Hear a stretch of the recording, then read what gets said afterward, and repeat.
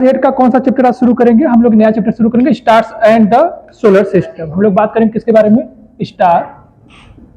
Stars and the solar system. किसके बारे में हम लोग बात करेंगे? Stars and the solar system. बात सुना रहा है कि नहीं? Stars and solar system. पहले हम लोग स्टार के बारे में पढ़ेंगे, फिर सोलर सिस्टम के बारे में पढ़ेंगे। पहले हम बात करते हैं कि स्टार्स क्या होता है, और फिर उसके बाद बारे में बात करेंगे किसके बारे में? सोलर सिस्टम क्या होता है। बस में रहा कि नहीं? स्टार के पहले एक वर्ड हम लोग यूज करेंगे जिसको हम लोग क्या बोलेंगे? Celestial bodies. बस में रहा कि नहीं? क्या बोलेंगे? Celestial bodies. हमारे यूनिवर्स में जो कुछ भी प्रेजेंट है, प्लैनेट्स हो, स्टार हो, कॉमेट हो, एस्ट्रॉयड हो, मोटर्स हो, बस में रहा कि नहीं? कोई भी ऑब्जेक्ट प्रेजेंट हो, कहां पे प्रेजेंट हो? यूनिवर्स में। बात रख ले, हम उसी को क्या बोलेंगे? Celestial body. तो हम लोग एक एक चीज के बारे में डिस्कस करते हैं। उसे सेलेस्टियल बॉडी या सेलेस्टियल ऑब्जेक्ट भी कहा जाता है, उसे हेवनली बॉडी भी कहा जाता है, हेवनली ऑब्जेक्ट भी कहा जाता है। तो हम लोग सबसे पहले एक एक चीज के बारे में डिस्कस करते हैं। ठीक है? Star and the solar system. NCERT में भी यही चैप्टर है, star and the solar system. और हमारे अगर साइड बुक से देखते हैं तो भी चैप्टर का नाम यही है, star and the solar system. Difference बस इतना होता है। डिफरेंस क्या होता है? एनसीईआरटी में content point by point direct दिया रहता है, वो ज्यादा समझाने की कोशिश नहीं करता है। और जो भी समझाने की कोशिश करता है किससे करेगा? एक्टिविटीज से और एग्जाम्पल से। और साइड बुक क्या करता है? उस लैंग्वेज को इजी बनाता है। बस फर्क नहीं। वो एनसीईआरटी को कंटेंट को क्या करता है? थोड़ा सा इलेबोरेट कर देता है, थोड़ा सा बड़ा कर देता है कि हम थोड़ा आसानी भाषा में समझ जाए। बात सुना रहा है कि नहीं? अब आगे इसको हम लोग देखते हैं। सबसे पहला हमारे पास आया इस चैप्टर का सबसे पहला एक वर्ड हमको मिलता है, हाँ, सेलेस्टियल ऑब्जेक्ट। बात में रखना, इसी को हम लोग दूसरे नाम से जान रहे हैं, उसको क्या नाम है? Heavenly object. हमको इसी चैप्टर में एक वर्ड मिलता है और उस वर्ड के बारे में हम लोग सोचते हैं कि ये वर्ड है क्या? एक सेलेस्टियल ऑब्जेक्ट, इसी का दूसरा नाम क्या है? Heavenly object. करा the object which exist in sky. करा ऐसा कोई ऑब्जेक्ट जो स्काई में क्या करे? एग्जिस्ट करे। एग्जिस्ट मतलब पाया जाए। बात फर्क नहीं। जैसे आप कहीं पाए जा रहे हैं, इसका मतलब आप एग्जिस्ट कर रहे हो। बात फर्क नहीं, समझ रहा है कि नहीं? जैसे पेड़ है, आम एग्जिस्ट करता है अर्थ पे। बहुत से ऐसे पेड़ है जो एक्सटिंक्ट हो चुके हैं, विलुप्त हो चुके हैं, वो एग्जिस्ट नहीं करते।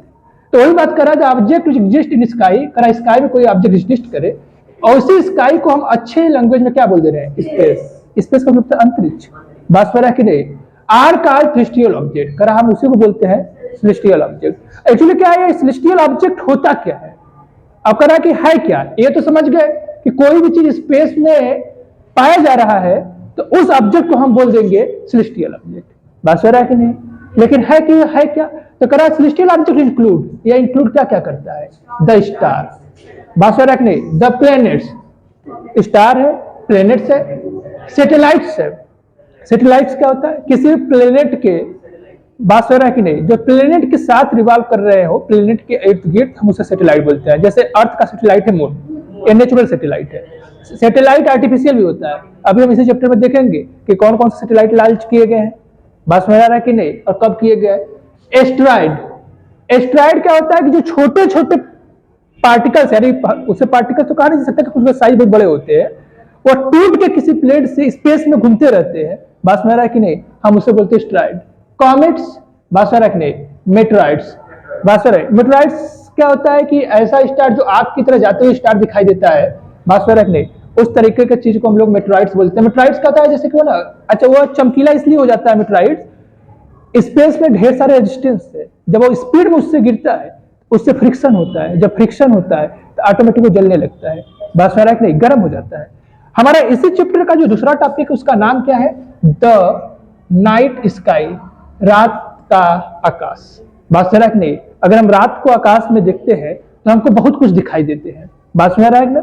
उसी में कहा क्या चाह रहा है? The various celestial object which we can see easily in the night. करा है हम ढेर सारे सेलेस्टियल ऑब्जेक्ट बहुत आसानी से जो है हम रात के आकाश में देख सकते हैं। तो हम रात को क्या कर सकते हैं?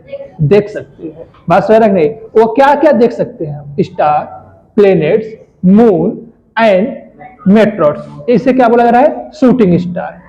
बात समझ नहीं? ये मेट्रॉइड्स को क्या बोला जा रहा है? हाँ, शूटिंग स्टार। क्या क्या शूटिंग स्टार? शूट का मतलब क्या होता है? फायर करना। फायर करना, जैसे कोई गोली जब निकलता है तो ऐसे निकलता है क्या? तो पीछे से आग की तरह दिखाई देता है क्या? जब ये तारे टूट के जो स्पीड में जाते हैं ना, तो इसी तरीके से अपना व्यू बनाते हैं, और इसीलिए हम लोग बोल देते हैं इसको क्या? Shooting star. मतलब कोई स्टार को फेंक दिया यानी शूट कर दिया, और स्टार बहुत स्पीड से जा रहा हो। बात सुन रहा है कि नहीं? हम इसीलिए इसको एक नाम दे देते हैं shooting star. Star appear to twinkle in the sky.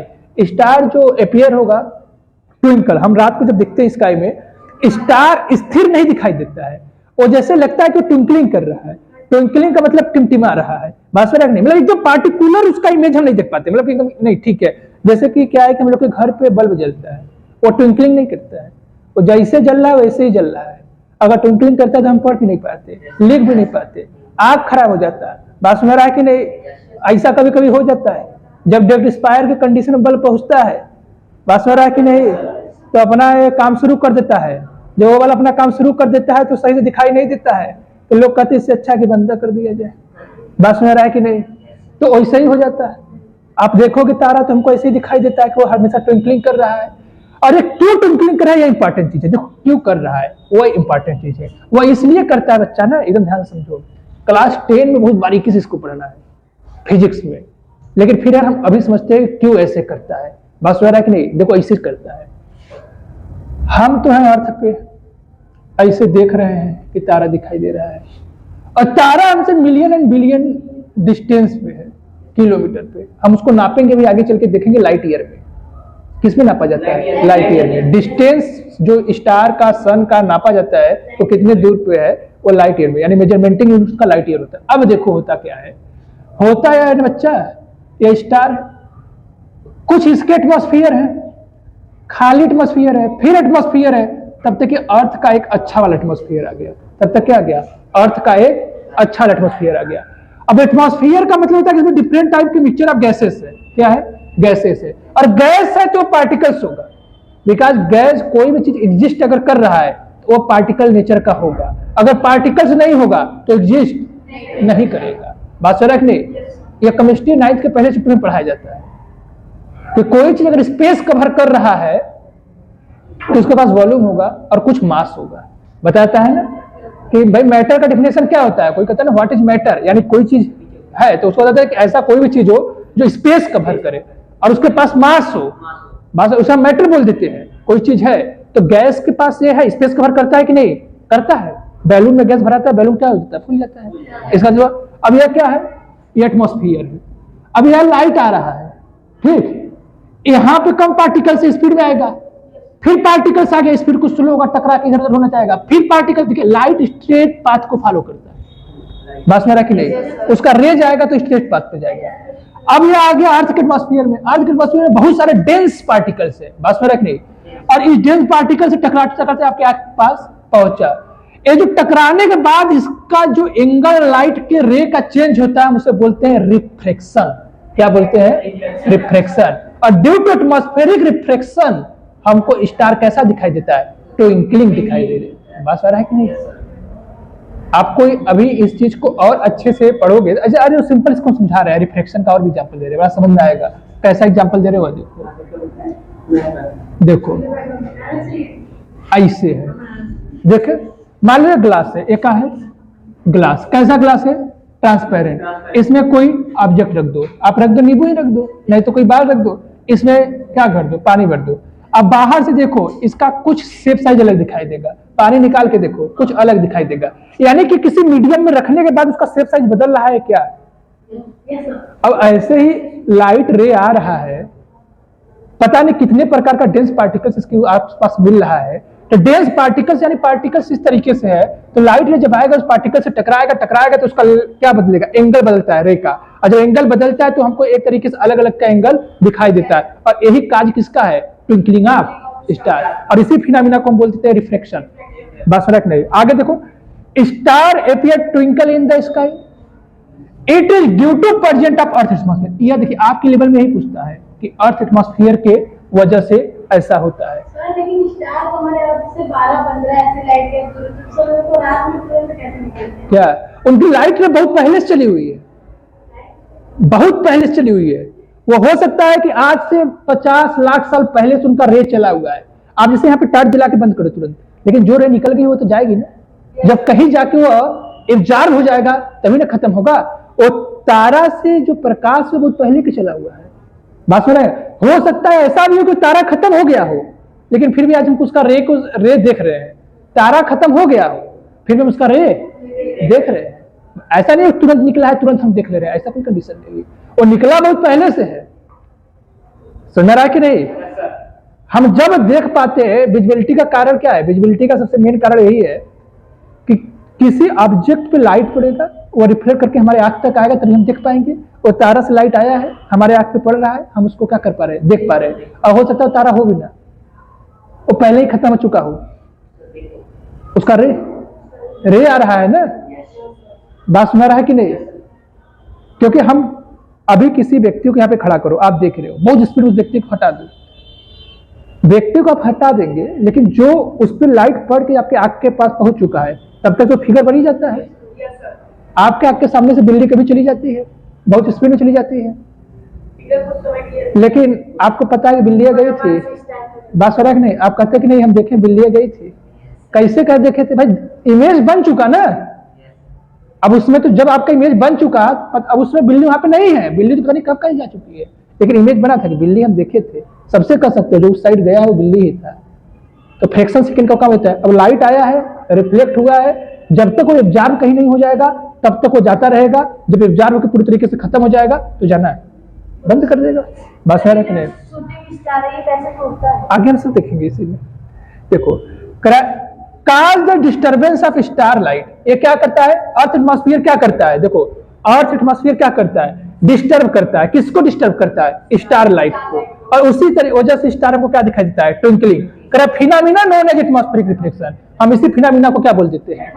Atmospheric reflection. ये इंपॉर्टेंट है। देखिए, यह वर्ड आपको क्लास 10 में मिलेगा, और आपसे जो क्वेश्चन पूछा जाएगा ये पूछा जाएगा।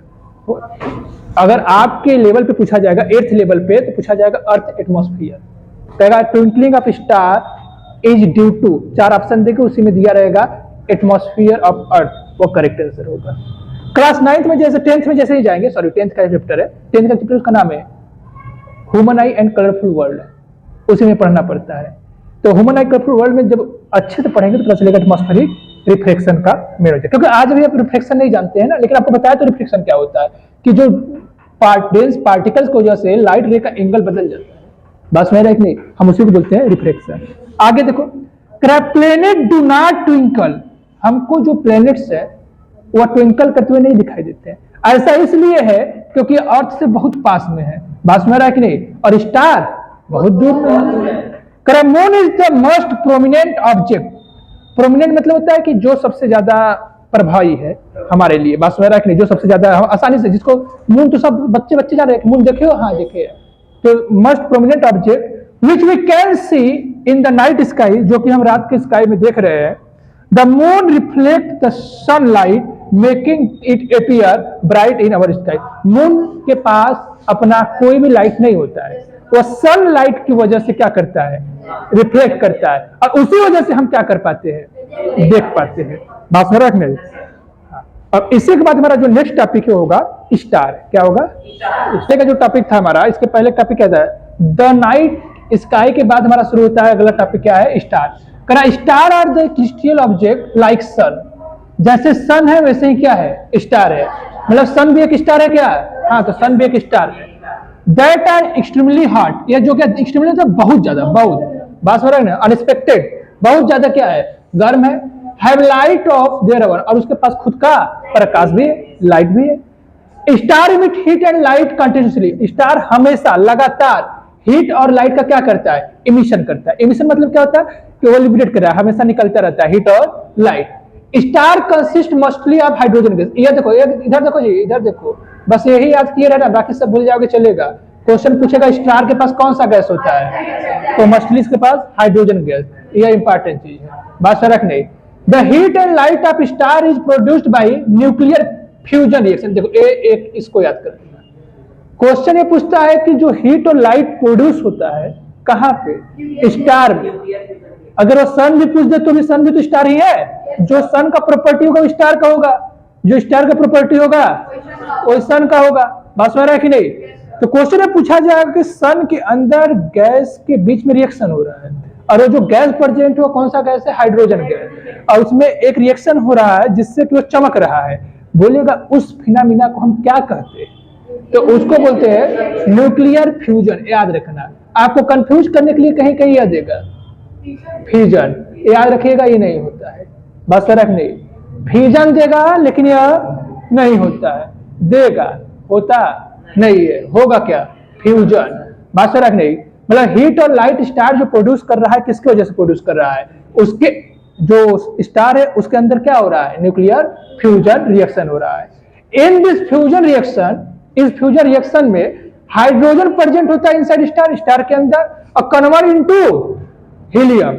यानी जब फ्यूजन होता है तो हाइड्रोजन किसमें बदलता है? हीलियम में। बात फर्क नहीं, हाइड्रोजन का एटॉमिक नंबर 1 होता है, जब 2 हाइड्रोजन मिल जाता है तो यह बदल के क्या बन जाता है? हीलियम। हीलियम का एटॉमिक नंबर कितना होता है? 2 होता है। बात फर्क नहीं, हाइड्रोजन एटॉमिक नंबर 1 होता है, हीलियम का 2।